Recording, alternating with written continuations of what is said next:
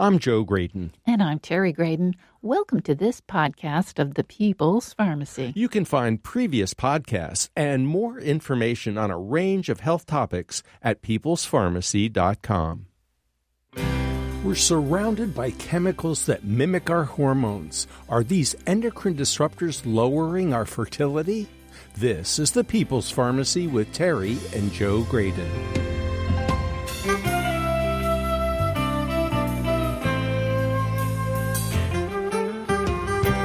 Dr. Shauna Swan is one of the world's leading environmental and reproductive epidemiologists. Her latest book is Countdown: How Our Modern World is Threatening Sperm Counts, Altering Male and Female Reproductive Development, and Imperiling the Human Race. What chemicals are responsible? Some are known as forever chemicals because they linger in the environment for so long. Is there anything we can do in our personal lives to counteract this danger? Coming up on the People's Pharmacy, how plastics and other chemicals are threatening our health and our fertility. In the People's Pharmacy health headlines, COVID-19 cases have been falling in the U.S. but climbing in a number of European countries. Experts have been struggling to understand what drives the infection to peak, subside, and peak again. At this time, COVID-19 infections in Europe appear to be in a third wave, although it's breaking unevenly across the continent. Half of Italy is under a strict new lockdown. France is experiencing the highest level of new cases since last November. It's straining the hospital system. Germany has been in lockdown all winter and is now starting to reopen despite rising case counts. Intensive care doctors are concerned. Even Norway, which has exercised caution throughout the winter, is now experiencing a third wave and tightening its lockdown. Just to make everything more complicated, several European countries are not using the available AstraZeneca vaccine due to fears of blood clots. More infectious variants, such as B.1.1.7, are circulating and could be contributing to the rapid rise in cases. South Africa is a good example of the uncertainty surrounding waves of the pandemic. Earlier this year, a variant known as B.1.351 was identified there. It wreaked havoc because it seems to be more transmissible. It also may not be as susceptible to vaccines. Some people who had recovered from SARS-CoV-2 infection became reinfected with this variant. Now, however, cases in South Africa are dropping, and no one seems to understand why. People are desperate to resume normal activities after a year of pandemic restrictions. Those who have been vaccinated are ready to hop on airplanes and visit friends and relatives.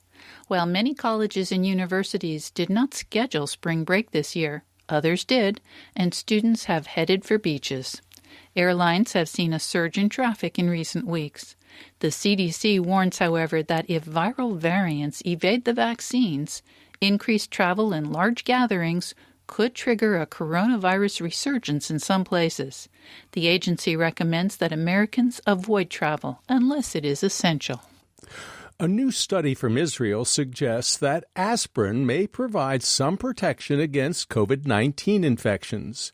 Researchers reviewed data from more than 10,000 individuals tested for the coronavirus.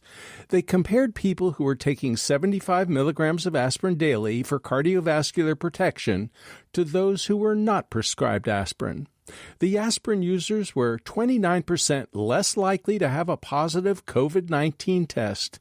If they did contract the infection, they seemed to recover 2 to 3 days faster. The complications of infection with the coronavirus is something called post-COVID syndrome.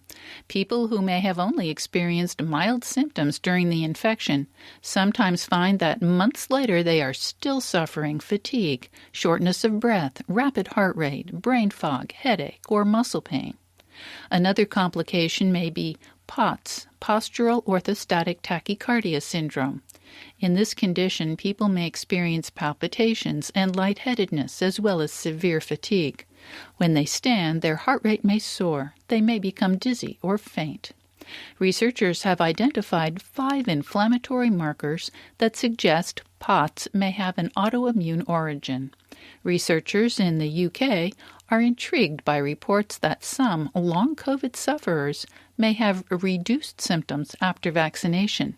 They hypothesize that the shot might reset the immune system in some as yet undetermined way.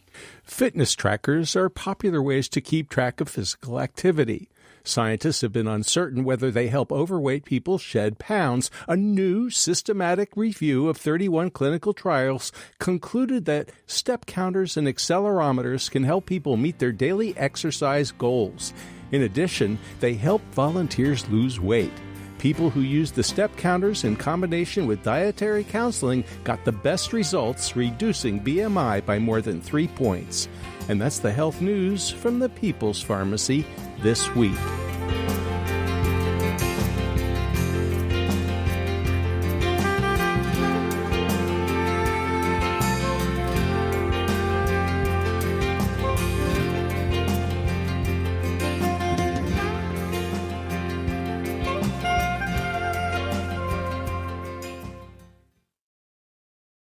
Welcome to the People's Pharmacy. I'm Joe Graydon. And I'm Terry Graydon. Have you ever heard of The Handmaid's Tale? This dystopian novel, written in 1985, depicts a future in which human reproduction has diminished dramatically.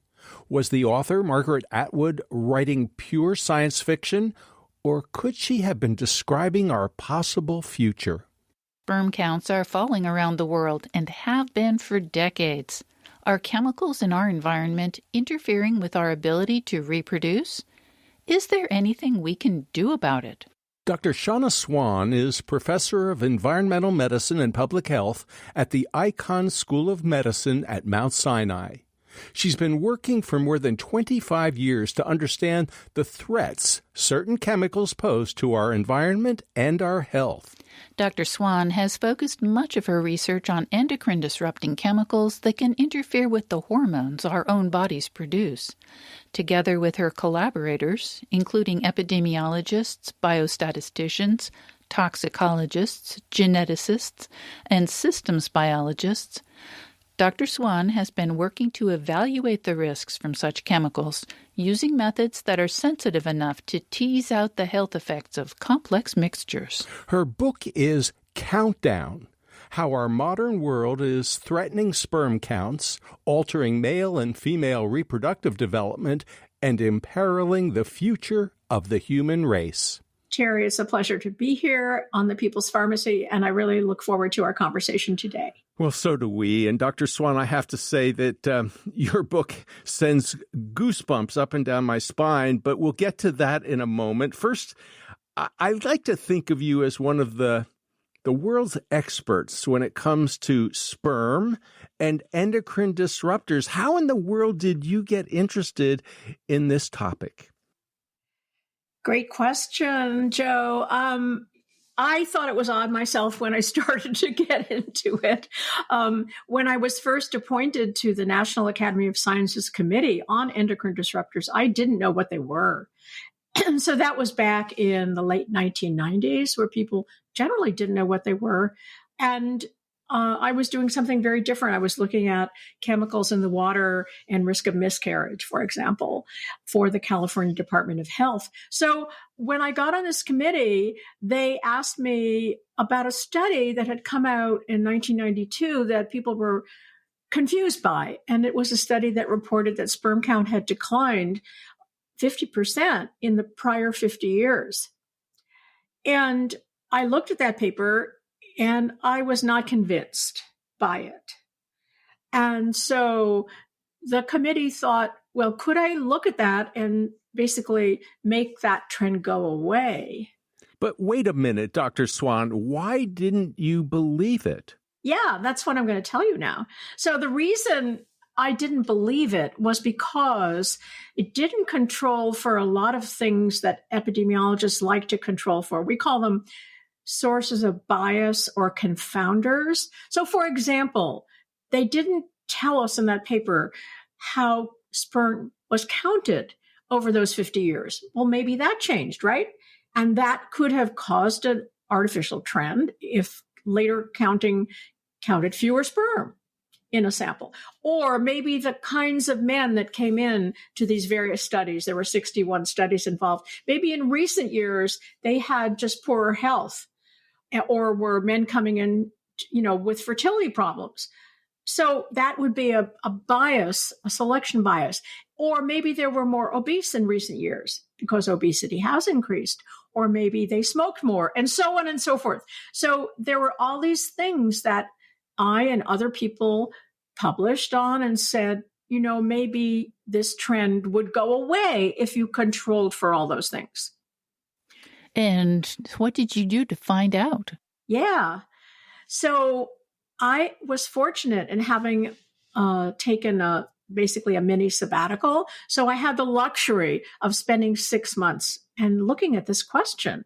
It's actually a pretty complicated question because it involves 61 studies, right?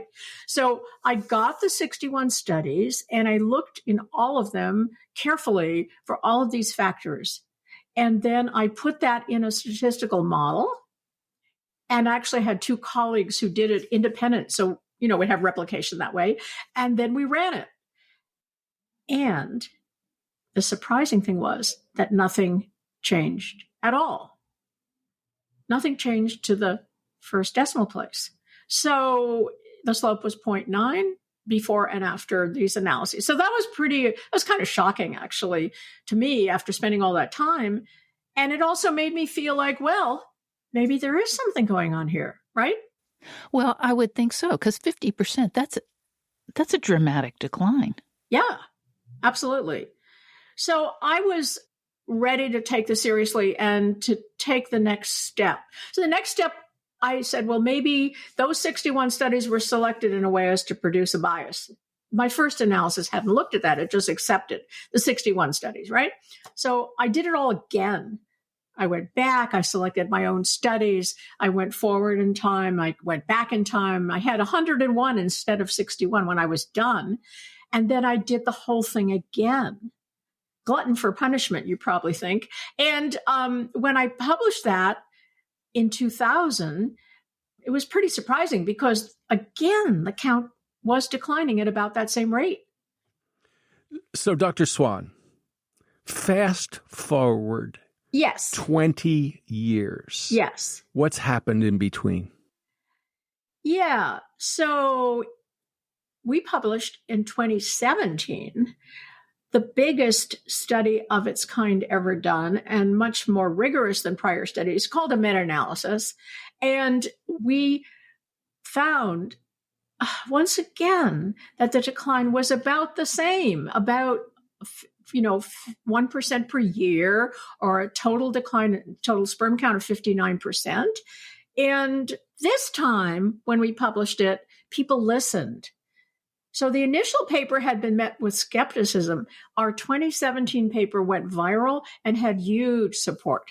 So what had changed really was not the problems with sperm count, but the reception of people to considering this as a serious problem.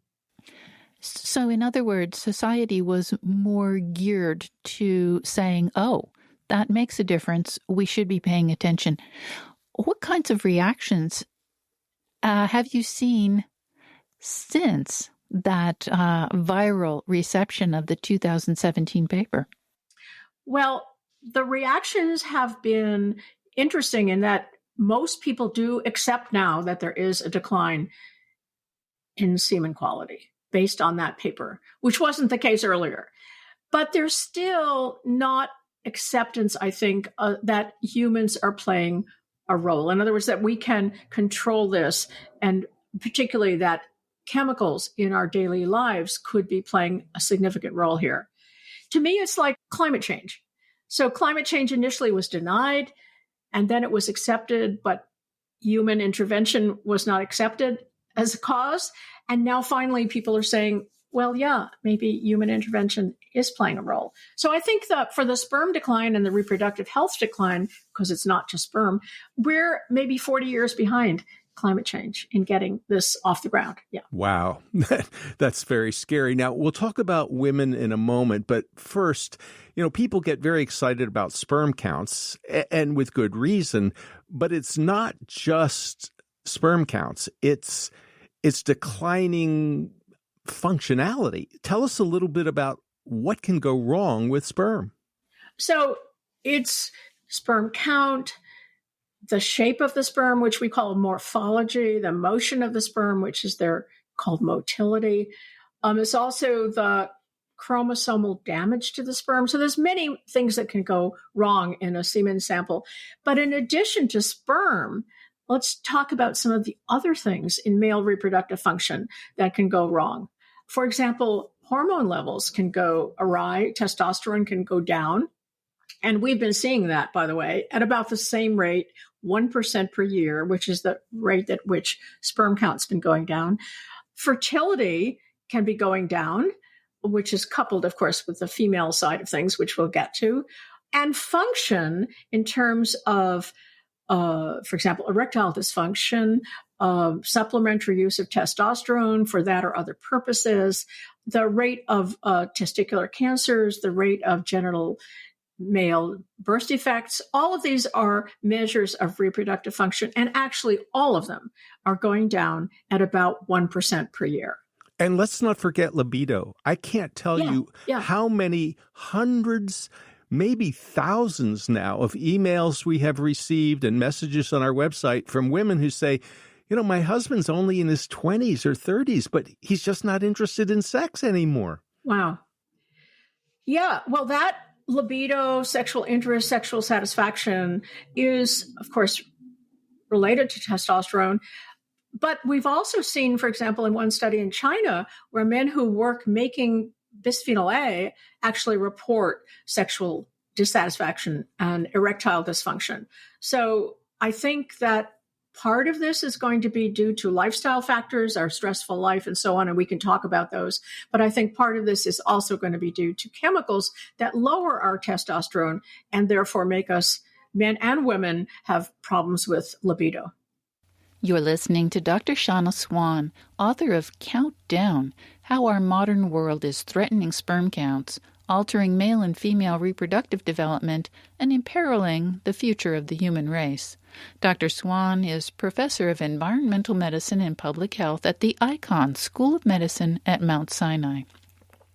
She's one of the world's leading environmental and reproductive epidemiologists.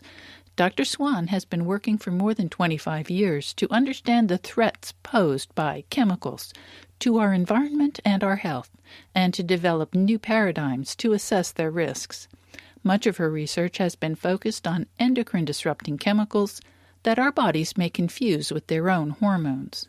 After the break, we'll talk about the evidence that exposure to chemicals is causing reproductive problems. Is the disruption limited to sperm counts? Or are women also experiencing reproductive difficulties? 30 years from now, what will things be like? Which chemicals are most worrisome, and where do they come from? Would you be willing to give up the convenience of plastic for the health of the planet?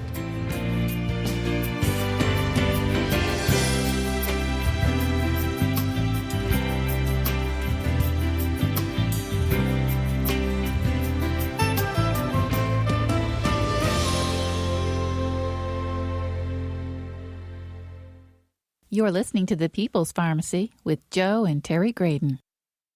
The People's Pharmacy podcast is sponsored in part by Kaya Biotics. Kaya Biotics offers the first probiotics which are both certified organic and hypoallergenic. All probiotics are produced in Germany under laboratory conditions with high-quality ingredients and under strict regulatory oversight. The 3 available formulas are created for very specific purposes, such as strengthening the immune system, fighting yeast infections, and helping with weight loss. To learn more about Kaya Biotics probiotics and the important topic of gut health, you can visit their website, KayaBiotics.com. That's Kaya Biotics.com. Use the discount code PEOPLE for $10 off your first purchase.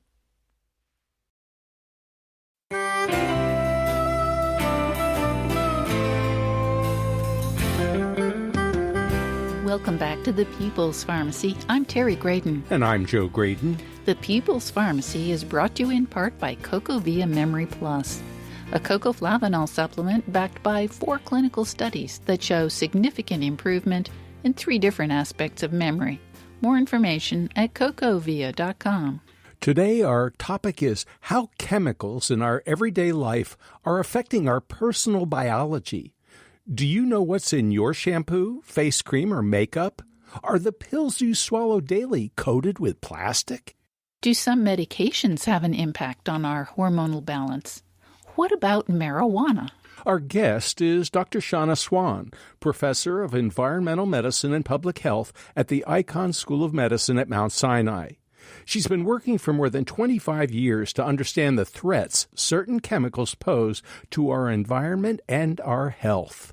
Dr. Swan is the author of Countdown: How Our Modern World is Threatening Sperm Counts, Altering Male and Female Reproductive Development, and Imperiling the Future of the Human Race.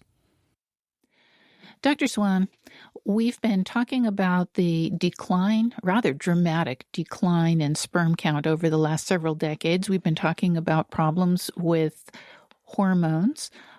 You have implied that exposure to certain types of chemicals has a role to play in what we're seeing. Can you tell us about the evidence? What types of chemicals are problematic? So, Terry, the problem is the chemicals in our daily lives all the time that can interfere with hormones. So why is that? Well, hormones, we know, play an important role in reproductive function. Women know that very well. Hormones of the menstrual cycle. Men know about testosterone. There are others.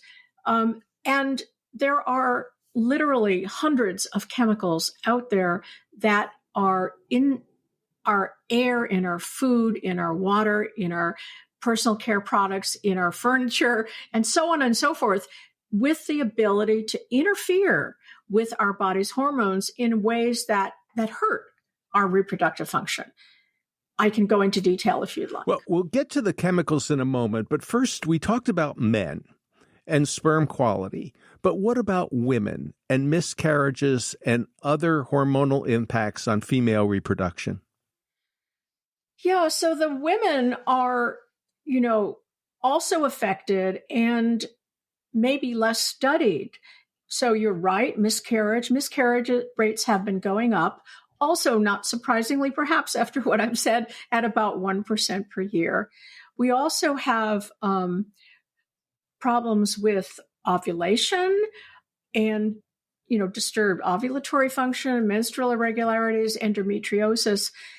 One difference between women and men is that it's a lot easier to study the male genitals because they're outside the body. It's easy to collect a semen sample. It's very hard to get an egg count. So the female reproductive research is actually lagging, I would say, behind the male for these reasons that it's so difficult to carry out.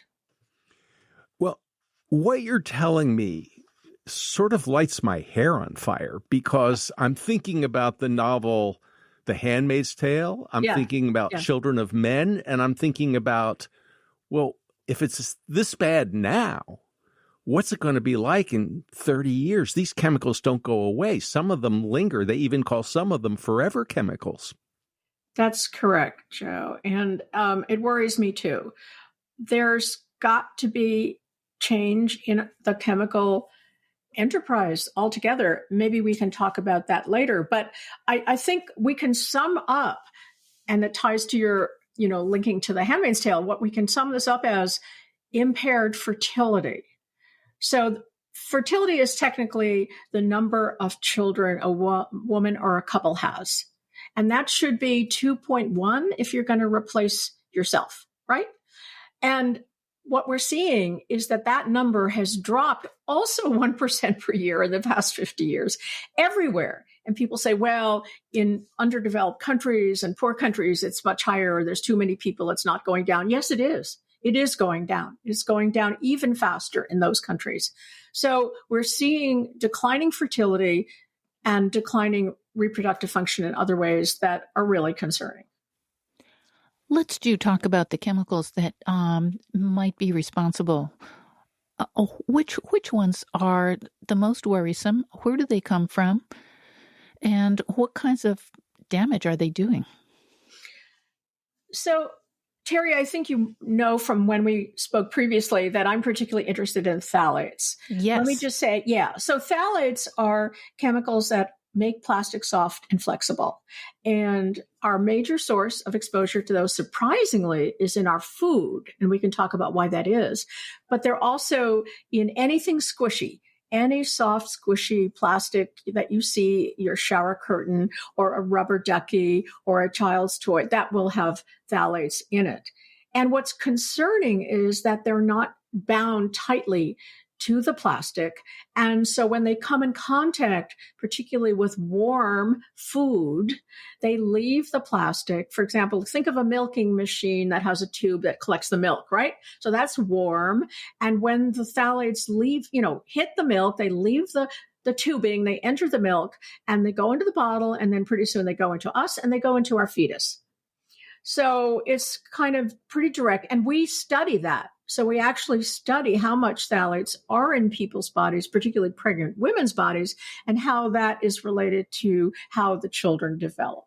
But there are other classes, of course. There's the bisphenols, there's the flame retardants, there's the pesticides, the PFAS. There's just a lot of these chemicals, I would say hundreds. And we're just learning all about their ability to interfere with hormones. But let's go back to the phthalates.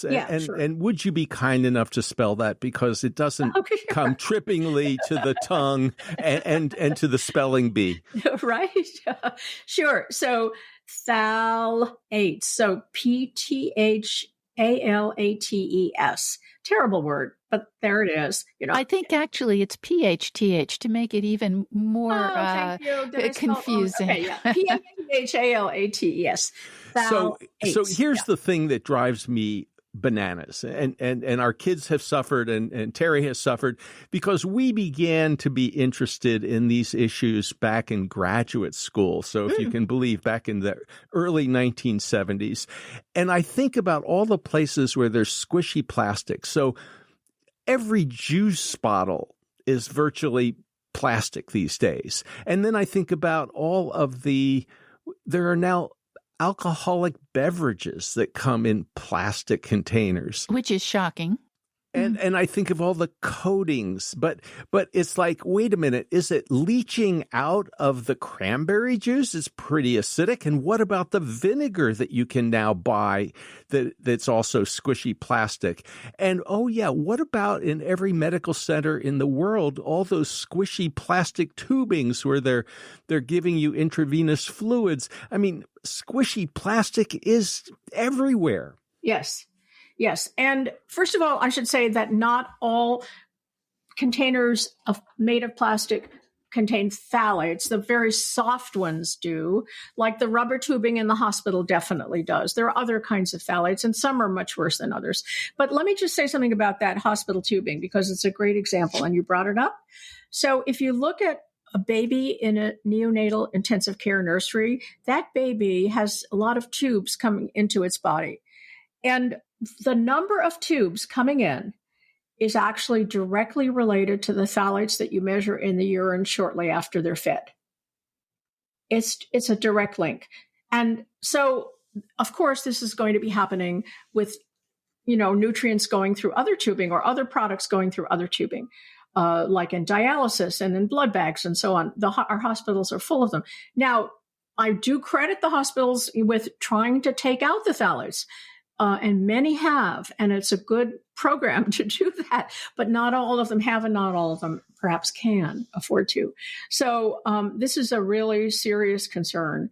But we get these in our food all the time. And so what you have to do, I think, Joe, is you have to, if you can afford it, you buy unprocessed food, a little more work, maybe a little more effort, maybe more fun. I don't know. I like it. But, and then you buy them without pesticides, pesticide-free organic foods, because phthalates actually do another thing. They increase absorption.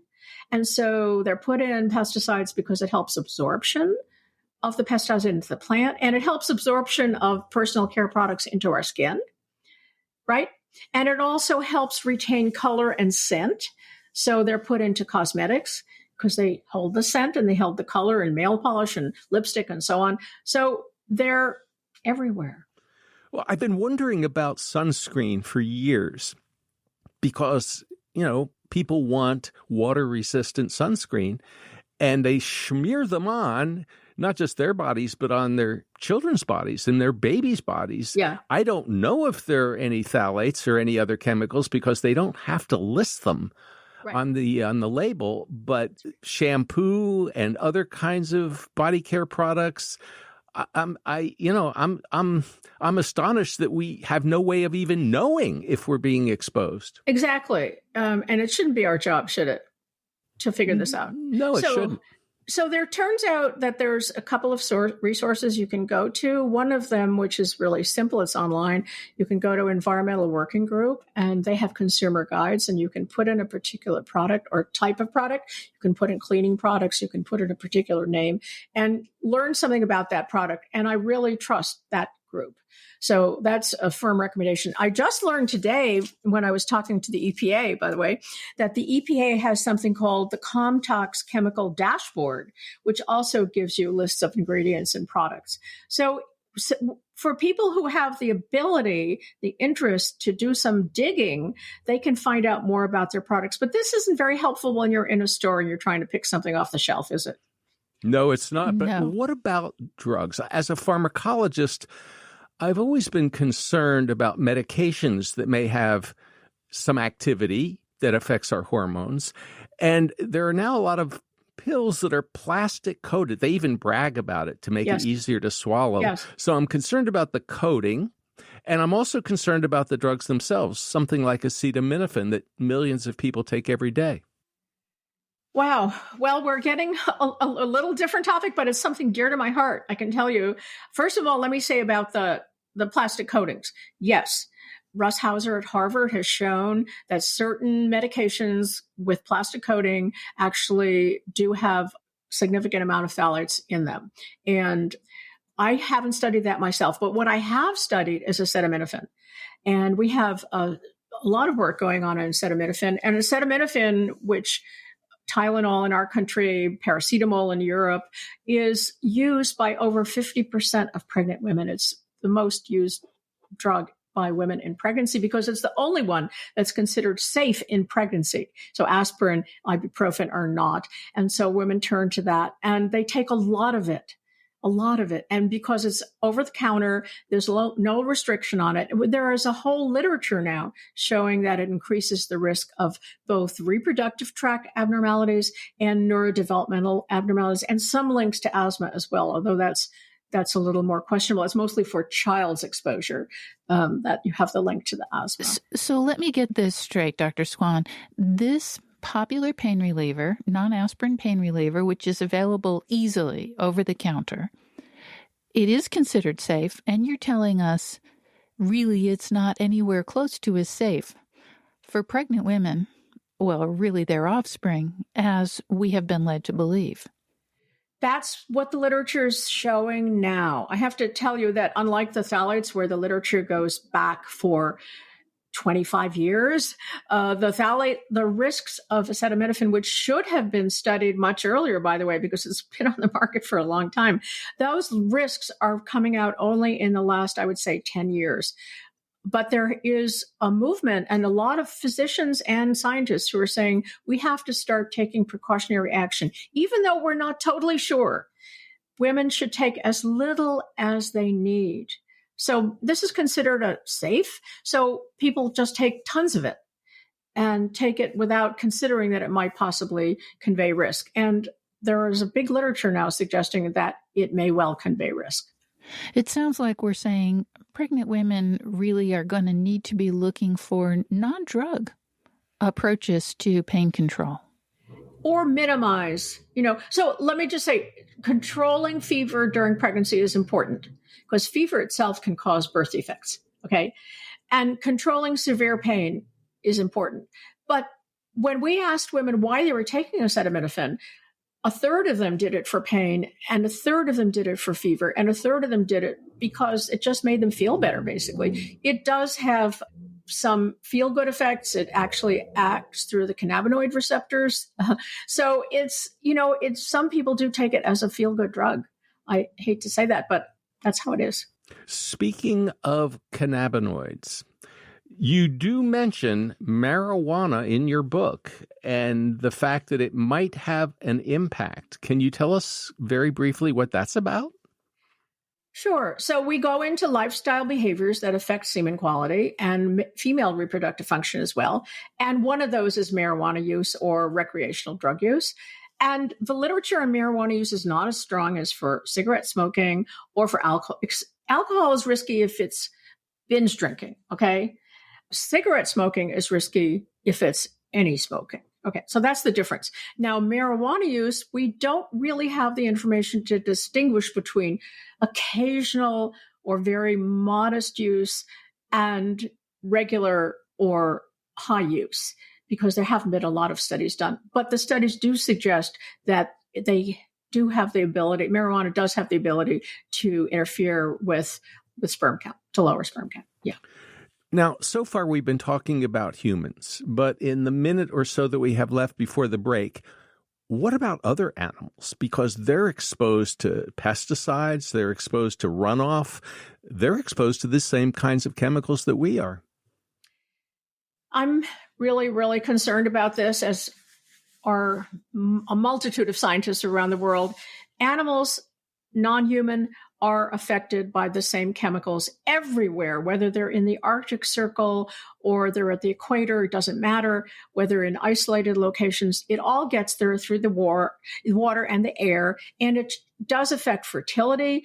It affects survival of those species. It causes disorders of genital development so that you have males and female organs in the same individual, and it affects the sexual behavior of these animals. We talked about that for humans. Well, that's a problem for other species as well. I believe that it's affecting their very survival. You're listening to Dr. Shauna Swan, author of Countdown, How Our Modern World is Threatening Sperm Counts, Altering Male and Female Reproductive Development, and Imperiling the Future of the Human Race. Dr. Swan is professor of environmental medicine and public health at the Icahn School of Medicine at Mount Sinai. She's been working for more than 25 years to understand the threats posed by chemicals to our environment and our health, and to develop new paradigms to assess their risks. Much of her research has been focused on endocrine-disrupting chemicals that our bodies may confuse with our own hormones. After the break, find out how people can protect themselves from endocrine-disrupting chemicals. One way is to pay attention when you're grocery shopping. The Environmental Working Group offers handy guidelines on the dirty dozen to avoid and the clean 15 that are not contaminated. If we avoid plastic in our lives to the extent that we can, does it make a difference for our exposure? We'll also talk about changes that are needed at the national level and Dr. Swan's campaign, #CountMeIn. Does Dr. Swan foresee a time when reproduction is affected so drastically that our future is at risk?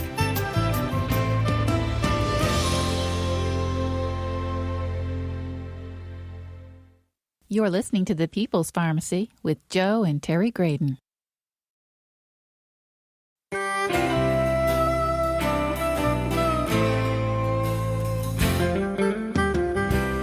Welcome back to The People's Pharmacy. I'm Joe Graydon. And I'm Terry Graydon. The People's Pharmacy is brought to you in part by CocoVia Memory Plus, a supplement with 750 milligrams of cocoflavanols, the plant-based nutrients from fresh cocoa that help support memory. More information at cocovia.com. And by Kaya Biotics, probiotic products made in Germany from certified organic ingredients. KAYA Biotics.com. We're talking today about endocrine-disrupting chemicals. Here at the People's Pharmacy, we've been concerned about the health effects of plastic for the last 5 decades. We've been interviewing scientists who are knowledgeable about endocrine-disrupting chemicals for 20 years. One of the most prominent researchers is Dr. Shauna Swan. She's author of Countdown, how our modern world is threatening sperm counts, altering male and female reproductive development, and imperiling the future of the human race.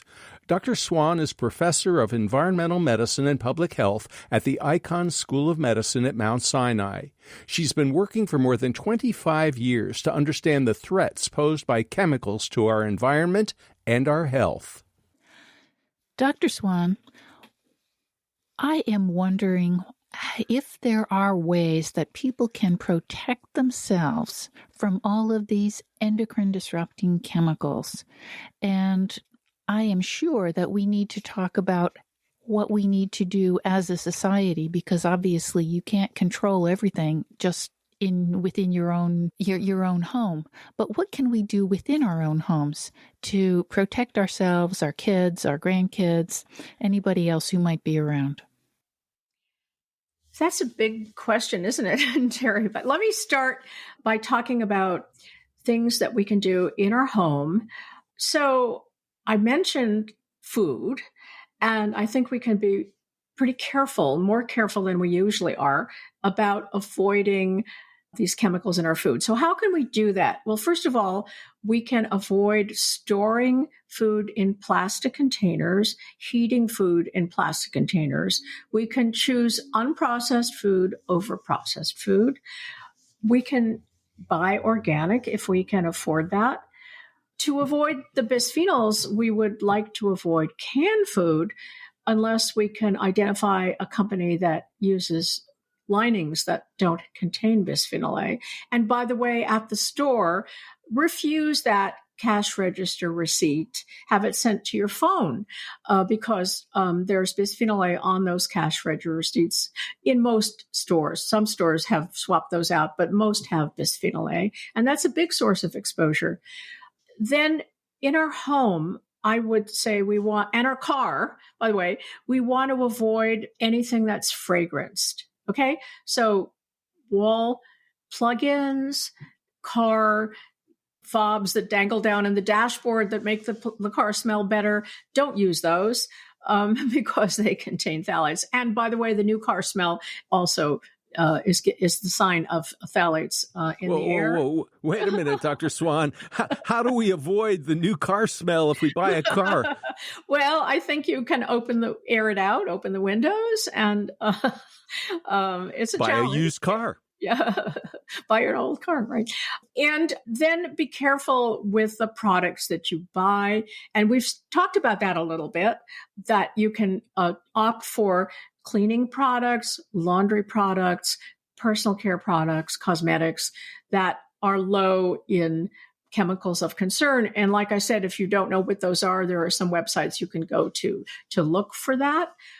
And we did talk about the Environmental Working Group, and actually every year they put out a couple of lists that can be really helpful if you're doing your grocery shopping. They put out a list of the dirty dozen, the most contaminated produce, and the clean 15, the ones that are least likely to be contaminated with pesticides. So if you're trying to save money, you don't have to buy organic on those clean 15. Yes.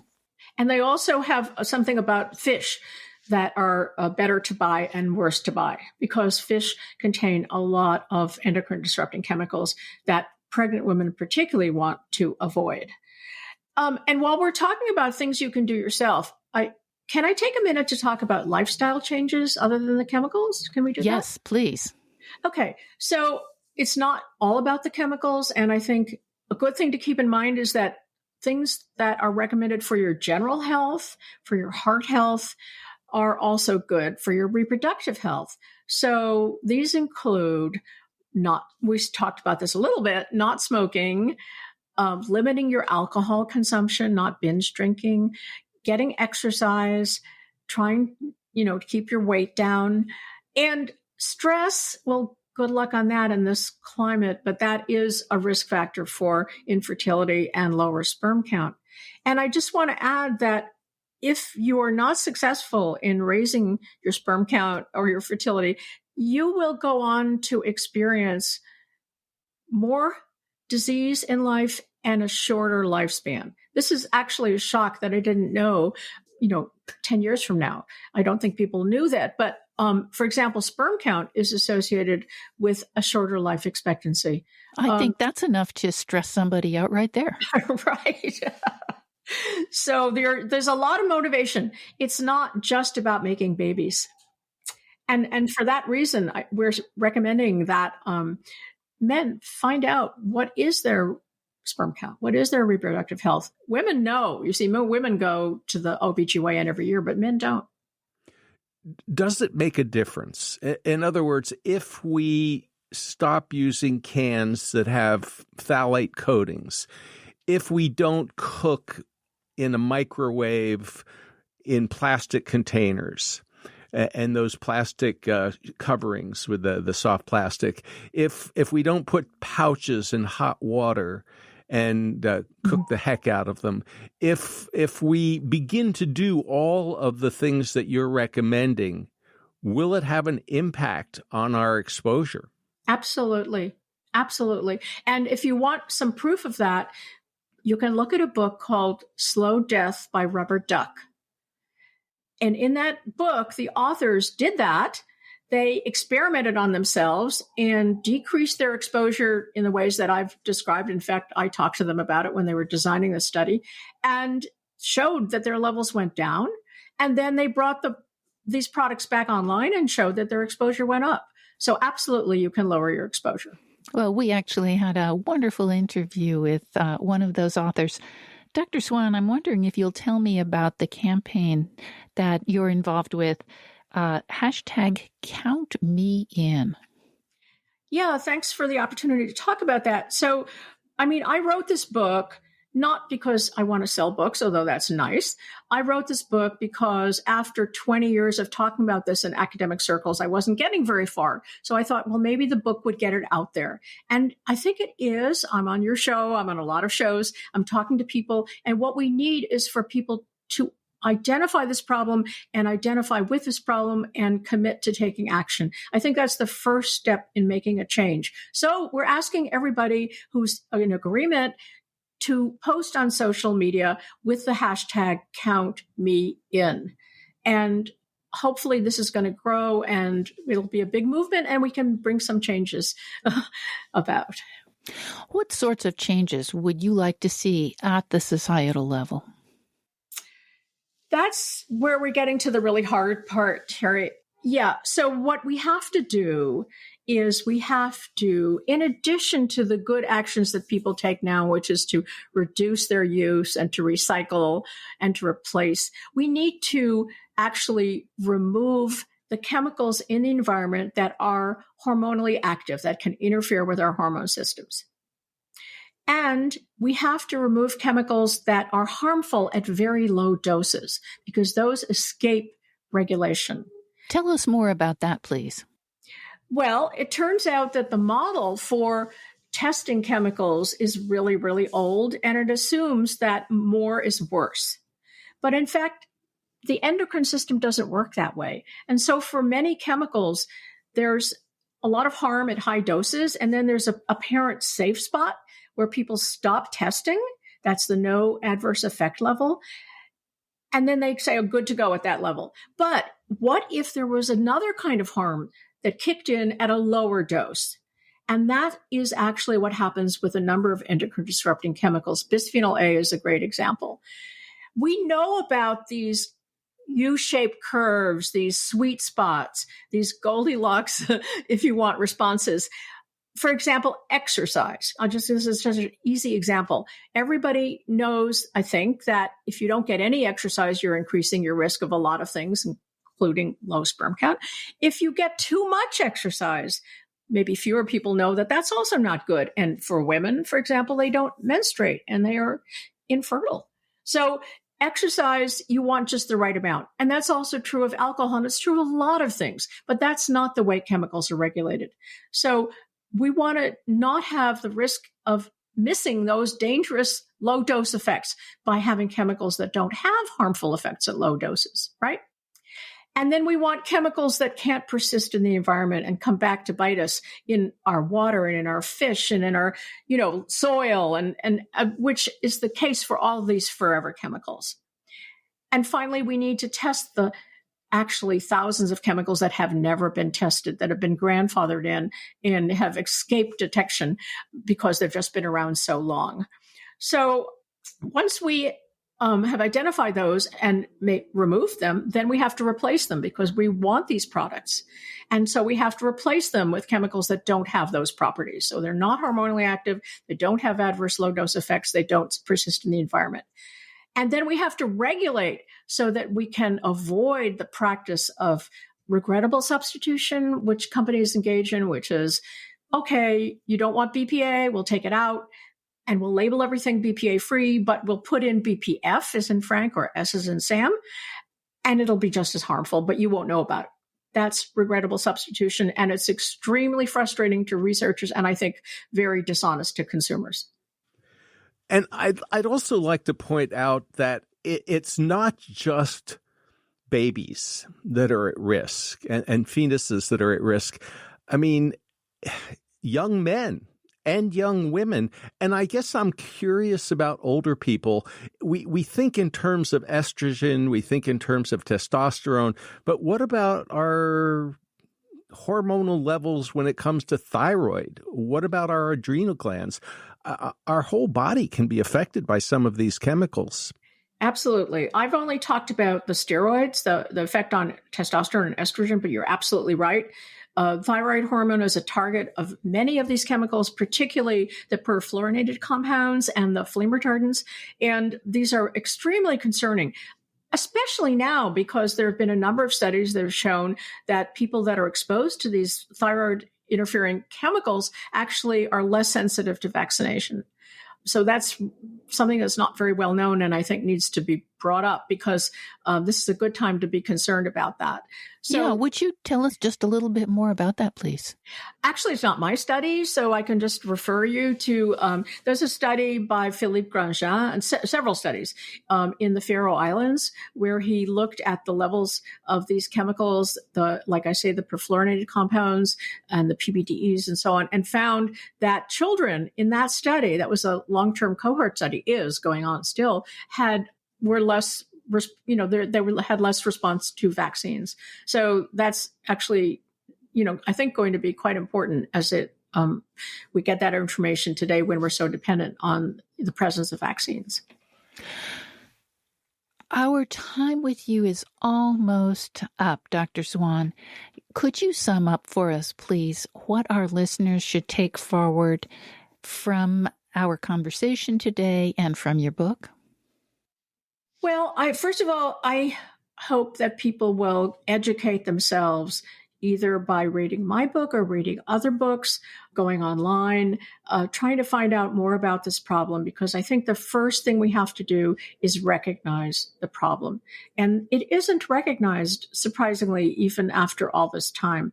And once people recognize the problem, they can start getting together and thinking about what we can do about it. And since most of this has to happen at the regulatory level, I think it's going to take talking to our legislators and getting legislation in place that can help us avoid the decline in our reproductive function, which is imminent now if we don't turn the tide. And I want to emphasize how important is the regulatory piece, because we've lived in an anti-regulation mode for quite a while now. But unless our EPA and our other organizations that oversee chemicals take action, we are likely to be exposed to these chemicals for decades to come.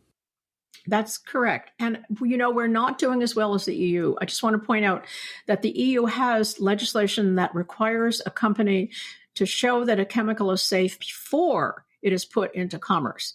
That's the REACH regulation. And we don't have that.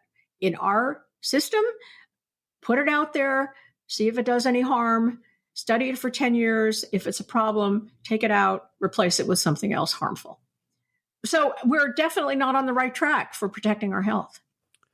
Dr. Swan, if you looked into your crystal ball and we continue along the path that we are currently on, do you imagine a day when we might end up like The Handmaid's Tale or The Children of Men, a time when reproduction is so impaired that our population is at risk?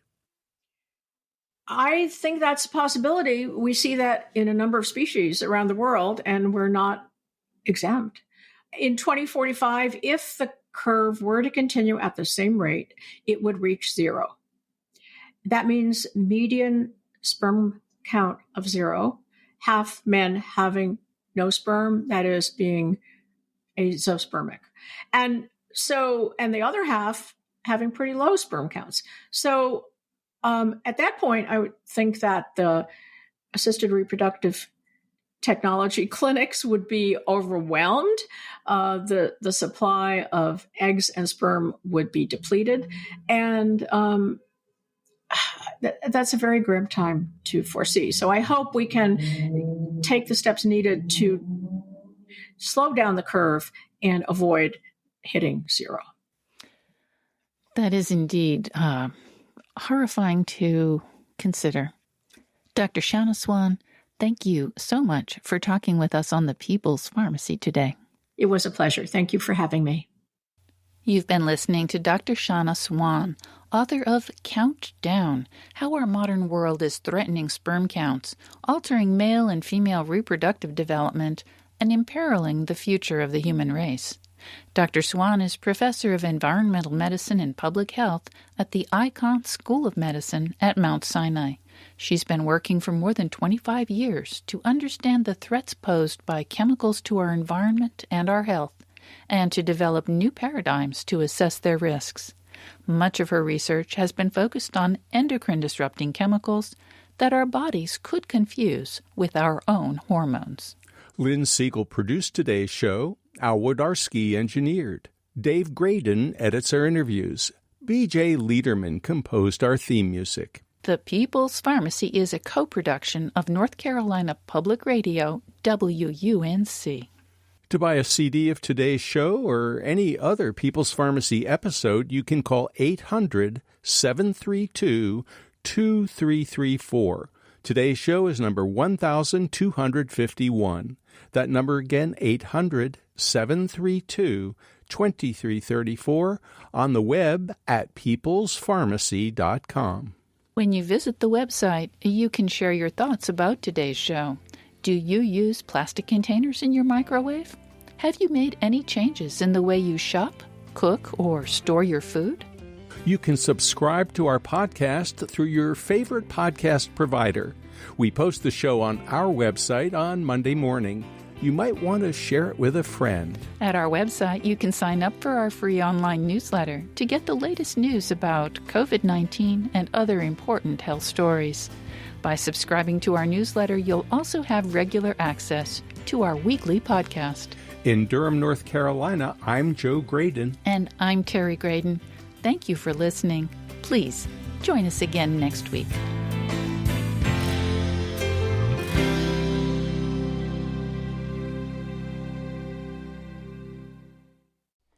Thank you for listening to the People's Pharmacy Podcast.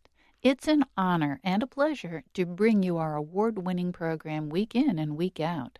But producing and distributing this show as a free podcast takes time and costs money. If you like what we do and you'd like to help us continue to produce high-quality, independent healthcare journalism, please consider chipping in.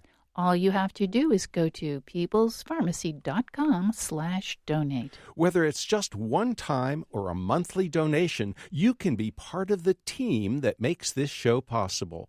Thank you for your continued loyalty and support. We couldn't make our show without you.